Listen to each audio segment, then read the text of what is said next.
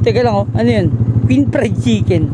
Alright mga bossing. So, ito yung test natin sa ating mini Firefly mini driving light version 2 na naka-install dito sa ating Classic 2. So, ito yung stock light natin.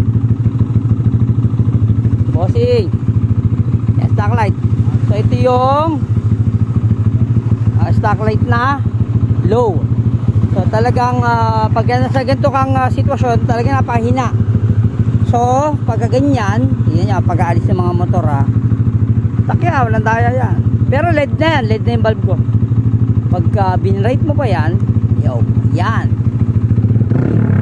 So hindi hina, hindi lalakas kahit mag-revolution. Op. Diba? Nakikita nyo, siyempre may pagkakaiba. Pak. Okay, so yan yung stock natin ng ating installed na headlight. So nagpa-install tayo ng MDL natin. Test natin yan. So ito yung low muna tayo. Okay, ito yung low natin mga bossing O hawak mangku. Angkas na kayo mga bossing. May sila naman to para matest lang natin kung mas effective yung pag-install. Siyempre mas effective. Kaya ka tayo may auxiliary light.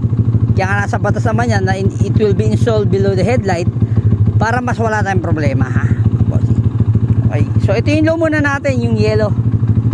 Actually pwede yan pag nasita kayo, sasabihin nyo lang or pinakamaganda, meron kayong print out or actually hard copy ng batas na para kahit paano, kahit yan tayo humarap, hindi tayo magkakamali kasi minsan magkakamali tayo minsan nga pulis nagkakamali pa kami, diba? So dapat talaga lagi tayong reviewed and lagi tayong may hand out ng kung anong sinasabi natin, di ba mga bossing? Test muna natin itong ating low light. Okay.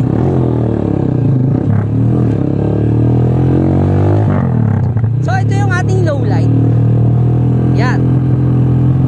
And naka-load din ako doon sa aking sa aking headlight. Di ako malapit.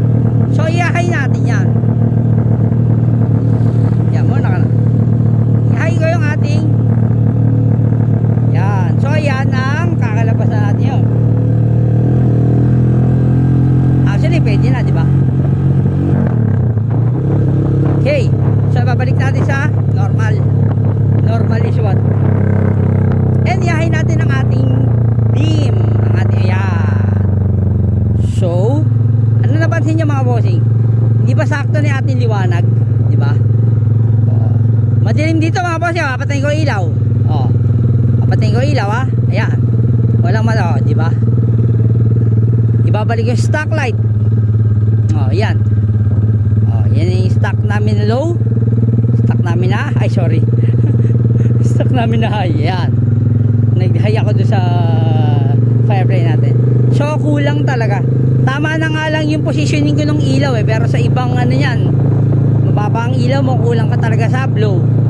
So pag malabo-labo na ang mata mo, negative na to. Okay?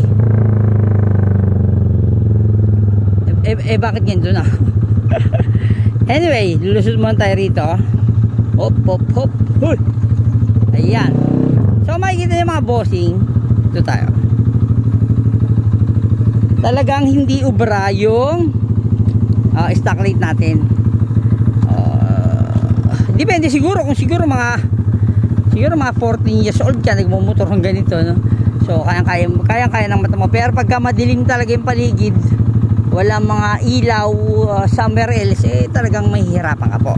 Yan po yung mga bossing. So ang ginawa natin settings dito, kahit naka high beam tayo sa ating Firefly at naka low beam lang tayo sa ating headlight, or kahit nga pa tayong headlight okay lang pero mas maganda kung meron tayo saktong-sakto na yung ating ilaw. Kumbaga para sa isang 35-year-old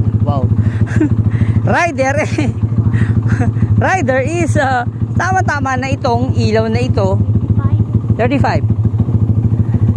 Hingin na ba siya sasama?